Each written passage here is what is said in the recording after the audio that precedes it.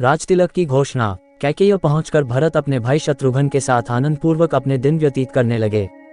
भरत के मामा अश्वपति उनसे उतना ही प्रेम करते थे जितना कि उनके पिता राजा दशरथ। मामा के इस स्नेह के कारण उन्हें यही लगता था मानो वे ननिहाल में न होकर अयोध्या में हों। इतने पर भी उन्हें समय समय पर अपने पिता का स्मरण हो आता था और वे उनके दर्शनों के लिए आतुर हो उठते थे।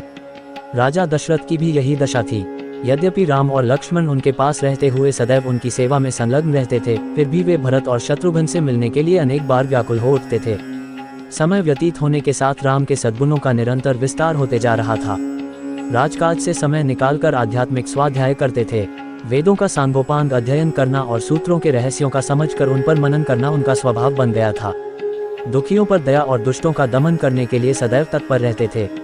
वे जितने दयालु थे, उससे भी कई गुना कठोर वे दुष्टों को दंड देने में थे। वे न केवल मंत्रियों की नीतियुक्त बातें ही सुनते थे, बल्कि अपनी ओर से भी उन्हें तर्क सम्मत अकाट्य युक्तियां प्रस्तुत करके परामर्श भी दिया करते थे। अनेक युद्धों में उन्होंने सेनापति का दायित्व संभालकर दुर्धर्ष शत्रुओं को अपने पराक्रम से परास्त किया था। जिस स्थान में भी वे भ्रमण और देशाटन के लिए गए, वहां के प्रचलित रीति रिवाजों, सांस्कृतिक धारणाओं का अध्ययन किया, उन्हें समझा और उनको यथोचित सम्मान दिया। उनके क्रियाकलापों ऐसे थे कि लोगों को विश्वास हो गया कि रामचंद्र क्षमा में पृथ्वी के समान, बुद्धि विवेक में बृहस्पति के समान और शक्ति में साक्षात देवताओं के अधिपति इंद्र के समान हैं। न केवल प्रजा वरन स्वयं राजा दशरथ के मस्तिष्क में यह बात स्थापित हो गई थी कि जब भी राम अयोध्या के सिंहासन को सुशोभित करेंगे, उनका राज्य अपूर्व सुखदायक होगा और वे अपने समय के सर्वाधिक योग्य एवं आदर्श नरेश सिद्ध होंगे। राजा दशरथ अब शीघ्रातिशीघ्र राम का राज्याभिषेक कर देना चाहते थे। उन्होंने मंत्रियों को बुलाकर कहा, हे मंत्रीगण, अब मैं वृद्ध हो चला हूँ और रामचंद्र राज सिंहासन पर बैठने के योग्य हो गए हैं। मेरी प्रबल इच्छा है कि शीघ्रातिशीघ्र राम का अभिषेक कर दूं। अपने इस विचार पर आप लोगों की सम्मति लेने के लिए ही मैंने आप लोगों को यहाँ पर बुलाया है। कृपया आप सभी अपनी सम्मति दीजिए। राजा दशरथ के इस प्रस्ताव को सभी मंत्रियों ने प्रसन्नतापूर्वक स्वीकार किया।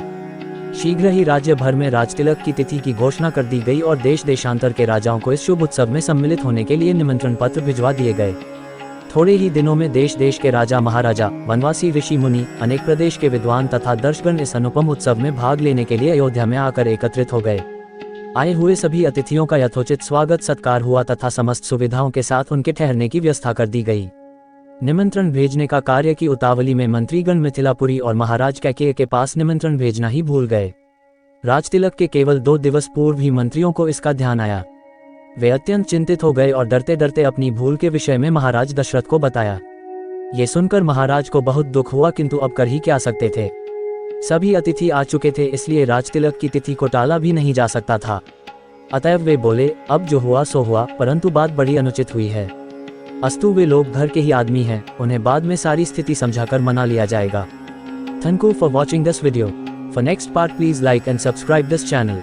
जय श्री राम।